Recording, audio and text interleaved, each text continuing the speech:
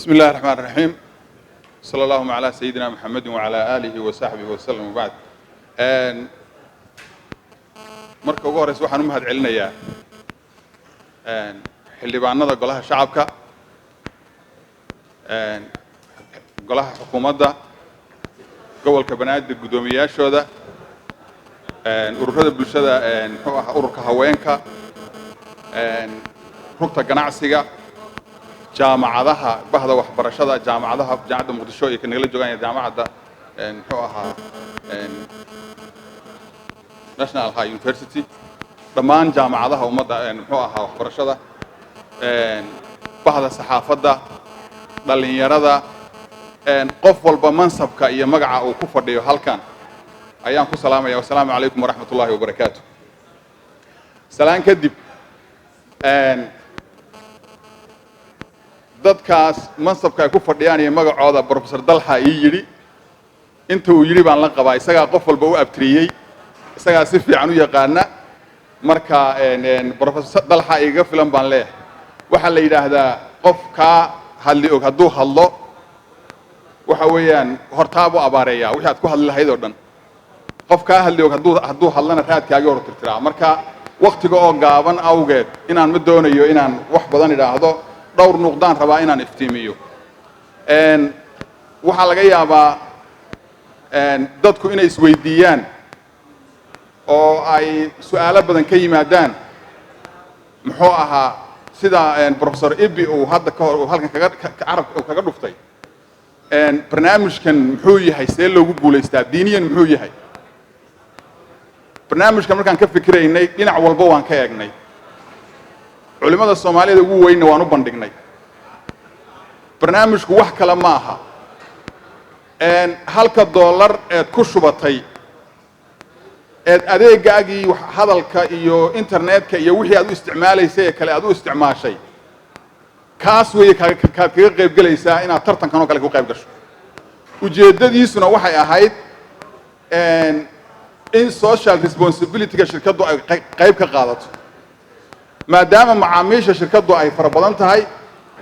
qof kastana aan wax la siin karin oo aan suuragal ahayn in qof kasta muxuu gacantanadu ay gaadho waxa loogu talagalay in dadkaas loo qori tuuro oo qulca loo sameeyo barnaamijka marka dadka halka dollar ku shubtay qof markuu $1 ku shubto qofku markuu $1 ku shubto wuxuu awood u leeyahay ama uu fursad u helayaa inuu qulcada ama qorituurka ka qayb qaato qorituurka waagi hore waxba meel baa la gelin jiray ama meel baa lagu rito kaasa warqad la soo bixi jiray ama waa la rogrogi jiray tii oo la casriyeeyeen weeyaan number kasta oo $1 ku shubtay waxa weeyaan waxa la systemka laga soo qaadaya meel gaar ah la isugu keenaya systemka markii lagu shubo magac ma soo baxayo waxa weeyay waad ka aragteen TV-yada waad ka aragteen dadkii mas'uuliyiinta ahaa ee xildhibaanadu ay kamid ahaayeen sida professor Dalhi professorka kale xildhibaanka yaa halkan ka sheegay barnaamijka rafka heesa isu rogayay eedan akhrin karin magacna una ku qornayn ayaa la taabanaya click baa la siinaya qofku barnaamijkaasi ku istaago weeyaan qofka guuleysanaya marka wax ma aha muxuu ahaa wixii la dhihi jiray muxuu ahaa khamaarka iyo waxan iyo gambling iyo waxaas ma halka $1 ku shubatay halka $1 waxa ka nusqaami maayaan haddaad daato internet ku shubatay 2 GB iyo badad ku heli jirtay 2 GB aad ku heli jirtay waad ku helaysaa waad ku hadlaysaa haddaad cod ku shubatay oo $5 aad ku shubatay $1 ku shubato 140 daqiiqo aad ku heli jirtayna 140 waxba ka naqsi maayaan awood waxaad u leedahay tartan wuxuu ka suura gelinayaa inaad tartan ka qayb gasho waxa laga yaabaa macmiil shirkadda kamida oo waxba ku shubanin inuu jiro kaasi tartanka kama qayb galayo marka waa nidaam aan ugu talagalay maadaama aanu doonayno inaan mujtamaci wax ku celino sidee wax loogu celinayaa markii la yiri nidaam sidan aan u dhignay weeyaan dadka marka jahli badan oo kaga jiro leeyahay qofku suu wax ku helayaa marka dadka qofkii uu nasiibkiisu yiraahdo ama ya bajaaj helaya ama Samsung helaya mobile ama gaarigi helaya ama qofku way kala duwan tahay way kala duwan wax lagu guuleysanayo laakiin ujeedada iyo barnaamijku barnaamij noocaas weeyaan lacag iyo xoolo loogu talagalay weeyaan inaanu mujtamacii macmiishanada inaan dib ugu celino sida ugu habboon ee ugu dhib yar ee aanu markaanu ka fikirnay loogu celin karna sidaasay noqotay marka qof walba way u caddahay waan u malaynayaa diiniyan inaysan waxba ku jirin halkaas manfaca markii loo yimaado markaanu barnaamijkan dejinaynay wax badan iyo aaraa badan baa laysu keenay waxaa la keenay dadka ugu muxuu ahaa ugu shubashada badan ma dadkaasaan soo qabanaayo dadkaasaan khaas u tartansiinaa ma open baan ka dhignaayo $1 ilaa wixii ka badan qofkii ku shubto baan ka dhignaa maxaan samaynaa waxaan ogaanay dadka ugu badan uguna tabarta yar inay yihiin dadka $1 awoodi kara meeshii ugu hoosaysaanu marka geynay ilaahay baa na waafajiyey sida daatada aad ka arki kartaan ama aad muxuu ahaa professorada in badan halkan ka sheegeen dadkii ugu mudnaa baa ku guulaystay dadka guulaysanaya waxay ahaayeen dadkii ugu mudnaa qof meel barakaca jooga qof laga yaabo inuu saaka biilkiisiba iska bixin kari waayey maamadii hadda ku guulaysatay beledweyne gaadhigii ugu horreeyey beerteeda iska dhex joogtay yaambadii iga dhacday tiri markii la soo sheegay yaambadii beerta ku falaya beertaan dhex joogay dhacday waan xasuustaa markaan wacayna wiilkeedaa qabtay iyadu beertay jirtay wiilkeedu mobilka kaga tagtay guriga ka qabtay maamadu beertay jirtaa uu nagu yiri life annaka ku jirna wiilkii ku soo xigay ee gaadhiga isna ku guuleystay buur xakaba wuxuu isna nooga sheekay markaan la sheekaysanay gaadhi caasi aan wadi jiro oo ka qaadan jiray wuxuu xogaa yar mushahara hooyadiina waxay ku gadi jirtay badar bay buur xakaba ku gadaa wuxuu yiri gaadhigii oo meel iga cadilmo meel iga halaabo meel ila fadhiya oo bir la ii doonay muxuu ahaa ka halowday ayaa la soo wacu yiri gaadhi baad ku guuleysatay cusub oo Hyundai new brand new ah 0 kilometer dad dhiib ku jira kaamamkan laga soo barakacay oo ilmo badan dhalay sida ka fiidiyoyada waa ka arki doontaan waxaan ka samayn doonaa documentary haddii la yiraahdo oo gaari gacan lagu jiidayo baalkii curyaaminta lagu jiidayay ayaa ku guuleystay bajaajo ku guuleystay ilaahay wuxuu na waafajiyey ama haleelay muxuu ahaa hadiyadahani dadkii mudnaa marka barnaamijka dejinayna waxaa la yidhi lacagtan maxaan ku soo iibinaa maxaan ku samaynaa aad baa loo rogrogay wax bulshada manfac u leh oo bulshadu ka faa'iideyso bajaajtu hadda maanta reerkii bajaaj lihi wuxuu leeyahay hanti buu leeyahay macnaha il wax soo saar weeyaan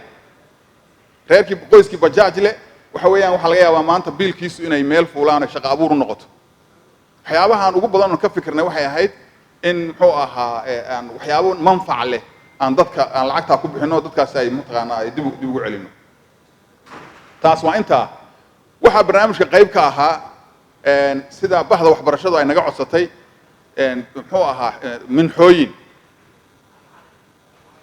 minxooyinka ama waxbarashadu waxay ka mid tahay waxyaabaha moogtahay waa kii mahmaahdii ay ahayd qofkaad maalin wax siiso maalin baad nooleysay laakiin qofkaad barato sida loo kalluumaysto noloshiisa yaad nooleysay marka qofkaad wax barto oo wax bartaay oo waxbarashadiisa ka qayb qaadato noloshiisa ka qayb qaadato marka insha Allah ta'ala barnaamijkan dambe sidaad u codsateen barnaamijkan dambe bilaabi doonana waxbarashada ay muxuu minxooyinka qayb xoog lan ka siin doonaa insha Allah ta'ala muxuu ahaa kii horena qayb fiican bay ayay ka ahayd waxaan u malaynayaa inteena meesha joogta dad badan oo kamid yihiin way ka dharagsan yihiin barnaamijku siduu u socday iyo siduu u daahfurnaa iyo sida laakiin bulshada mar walba markaad dhex gasho su'aalo isweydiinayaan warsee loogu guuleysanayaa wuxuu ma ciyaarba ma dhabar kale cudur Soomaalida waxa ku jira dhabar ka taabasho la yiraahdo aynaan waligeyn laga yaabaa inaan ka bogsoonayno si kasta cadaalad u samayso waxa lagu leeyahay hadda jaamacadaha garanaya jaamacadda ama dadka markii wax la qaadanayo muxuu ahaa dadka aad imtixaan ka qaadayso laga yaabo inaad shaqaalaysiinayso markii la tartamo haddii dad soo baxaan oo si cadaalad loo tartamo kii dhacay wuxuu dhihin cudur buu iska qabaa wuxuu leeyahay may waa meesha waa lagu jiro hebel baa loogu jiro wax saas mugtahay marka cudur noocaas ay nagu jira Allah inaga saaro barnaamijkan saas u daahfuran yahay barnaamijka ku soo xigana hadii Ilaahay idmo sida uu sheegay madaxa ganacsigu guri baa ugu weyn waxa lagu tartami doona insha Allah ta'ala ku shubashadiisa iyo dadka fursadda u helaya inay ka qayb qaataan guriga inay u tartamaanna January bay ka bilaabanaysaa marka halkan waxaan rabaa inaan uga caddeeyo dadka January buu ka bilaabanaya macnaha kii waxa laga yaabaa in weekii loo tartamay laakiin qofka January ka bilaaba 6 bilood muddo abu soconaya January buna ka bilaaban doona insha Allah ta'ala tartankaas marka si aad fursad ugu hesho inaad tartanka ka qayb noqoto waa inaad hadda ka sii qayb qaadato hadda kushashada hadda bilowda waxaanu leenahay aad baad u mahadsantihiin muxuu ah ugana cudur daaranaynaa macaamiisha ku shubatay ee aan waxba helin